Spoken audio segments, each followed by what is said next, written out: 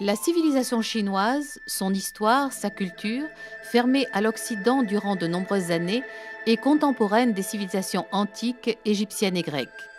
Maintes fois ébranlée, cette civilisation a traversé les tourmentes et s'est redressée à chaque fois.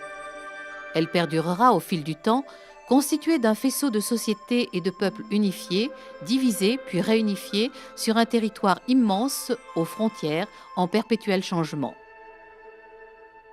L'Antiquité chinoise, du IIIe millénaire au IIe millénaire avant Jésus-Christ, couvre traditionnellement les trois grandes dynasties royales, les Xia, les Shang, les Zhou. C'est sous la dynastie des Xia que se fera les débuts de la période du bronze au centre de la Chine. Expression de l'art ancien chinois, les bronzes, aux formes variées, accompagnaient le défunt et servaient pour le culte des ancêtres. Avec la période des Zhou, ces récipients de bronze, aux motifs zoomorphes, marqueront tous les actes importants de la vie des nobles: alliances, mariages, dons, serments, victoires.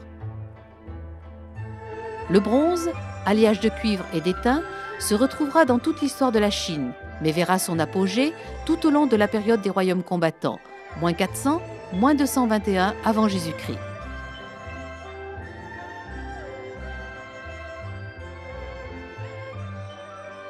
En 260 avant Jésus-Christ, le royaume de Qin, avec à sa tête le roi Zheng, devient le plus puissant des 7 royaumes combattants.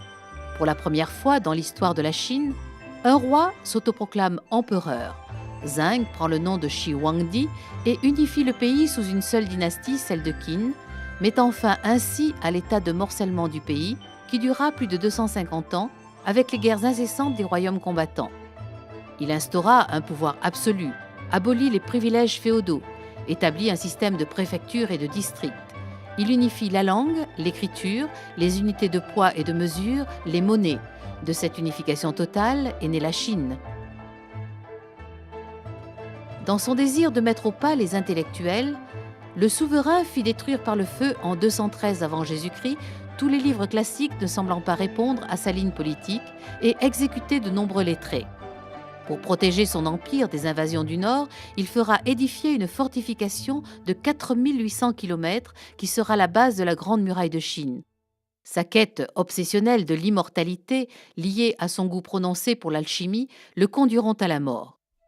La découverte près de son mausolée des 3 fosses contenant toute une armée d'argile, grandeur nature, en ordre de marche, accompagnant l'empereur dans l'au-delà, symbolisant sa puissance de conquérant, va provoquer dans le monde entier une grande émotion. Une œuvre gigantesque d'un niveau de technicité, d'organisation et d'art exceptionnel qui lui vaut le titre de 8e merveille du monde. C'est là l'œuvre d'un empereur dans la démesure, tyran, despotique, à la recherche de l'éternité. Laissant un pays exsangue à cause des énormes travaux entrepris, la Chine vécut la première et la plus violente insurrection paysanne de son histoire.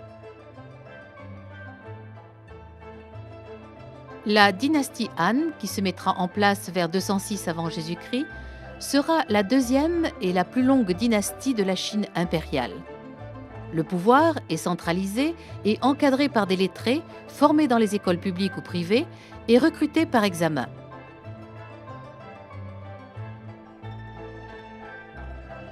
Le confucianisme, imposé par Wu Di, fondateur des Han, sera le ciment de ce nouvel essor économique, agricole et social que connaîtra cette période.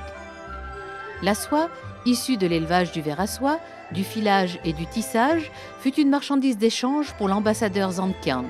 Il partit chercher une alliance contre les barbares du Nord qui échoua, mais il ramena une mine d'informations sur les peuples de l'Ouest, en même temps que les premiers chevaux célestes de la région du Ferghana. Il fit ainsi prendre conscience à la Chine de l'intérêt de cette route terrestre, la route de la soie, qui va se développer jusqu'en Méditerranée en passant par l'Asie centrale. Les apports commerciaux de la route de la soie seront énormes. L'impact des idées, des croyances véhiculées par les hommes des caravanes, les pensées religieuses et philosophiques de l'Inde, de l'Asie centrale et du Moyen-Orient allait être immense.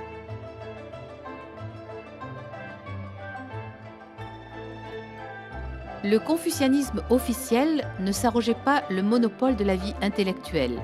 Le taoïsme de Lao Tse, beaucoup plus libéral et proche de la condition de l'être, tenait une place importante et engendrait de nombreuses discussions philosophiques, tandis que venus d'Asie et résidant dans la capitale, des moines bouddhistes préparaient le succès qu'allait bientôt connaître leur croyance, le bouddhisme en Chine. Ni religion, ni philosophie, les trois enseignements, bouddhisme, taoïsme et confucianisme, seront au gré des dynasties successives de l'Empire chinois, et ce jusqu'à la fin de la dernière en 1911, les trois grandes traditions spirituelles de la Chine, grâce à la faculté des Chinois à célébrer les trois doctrines fusionnant avec les vieilles religions chinoises. Après plusieurs siècles de tensions et de déchirements, la Chine redevient unie du nord au sud sous le gouvernement de la dynastie Tang. L'empire, durant ces années, sera ordonné et fortement étatisé. L'ordre et la hiérarchie seront ses points forts. Après une parenthèse, en 683, de l'éphémère dynastie des Zhou, la dynastie Tang reprendra le pouvoir vers 710 et amènera à la Chine le retour de l'âge d'or. Cette dynastie, de 618 à 907, sera fortement marquée par le développement de la riziculture, motivée par la découverte du repiquage. Le thé prend la première place à la cour, comme dans la population. Et la céramique Tang nous laissera des pièces magnifiques. La glaçure polychrome qui les recouvre, dite Sansai, 3 couleurs, témoigne d'une expérimentation technique poussée. Le cheval sera le sujet préféré des céramistes. Les célèbres haras impériaux devinrent à l'époque Tang l'un des symboles de la suprématie militaire et économique. On assiste sur cette période au développement de la musique, de la danse, des jeux, en même temps que celui du niveau de vie des classes aisées. La variété des minki retrouvées dans les tombes en témoigne.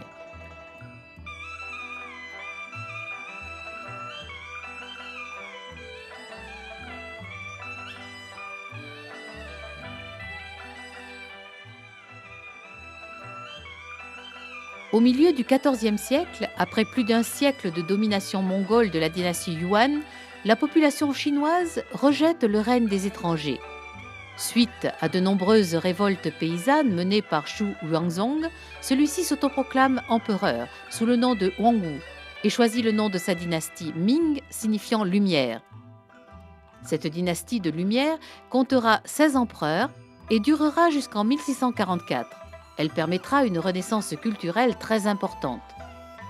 Outre la densification du commerce par les voies maritimes, elle développera l'industrie de la porcelaine, les formes et les glaçures seront très variées et feront de la céramique chinoise un art à part entière qui a longtemps participé à la richesse de la Chine.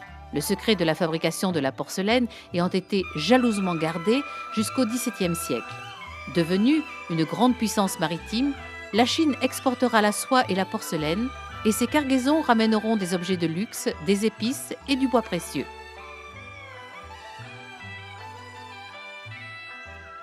On ne peut qu'être étonné en voyant que la Chine est à l'origine de découvertes remarquables.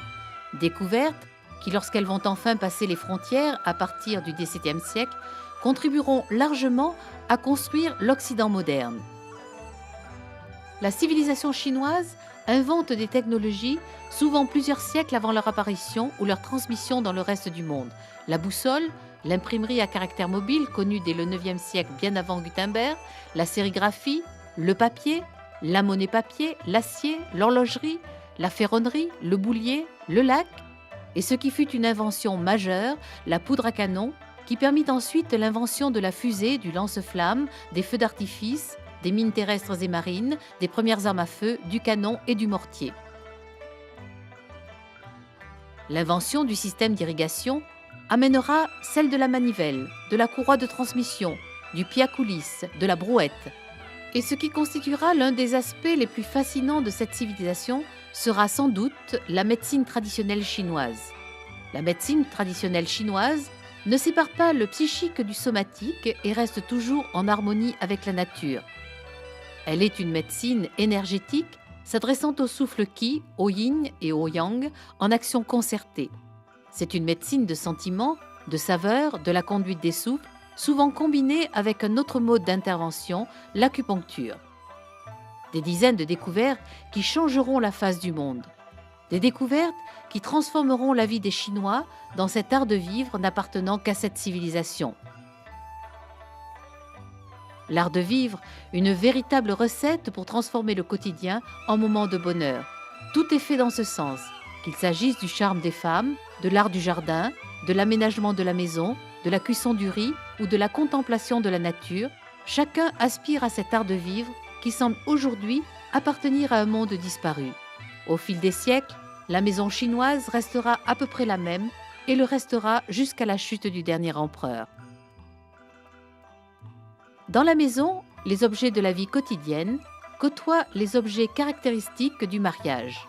Panier à nourriture, panier de mariage, bouilloire pour le thé, meubles, boîtes et coffrets laqués ou peints, boîte à chapeau, pot à riz, à gingembre, à thé, mal en cuir, mal tressé, et l'hôtel domestique consacré aux ancêtres faisant partie intégrante de la maison chinoise. On laissera de côté l'épisode de l'opium qui, bien que connu depuis l'Antiquité pour ses qualités thérapeutiques, était aussi connu pour la dépendance qu'il provoque. Prévenir, pour éviter d'avoir à guérir, correspondra tout à fait à la philosophie médicale chinoise, mais amènera le déclin de cette civilisation exceptionnelle soumise à ses empereurs. La porte d'entrée, solide et belle pour accueillir les invités, se referme sur ce dernier regard porté sur les trésors des empires de Chine.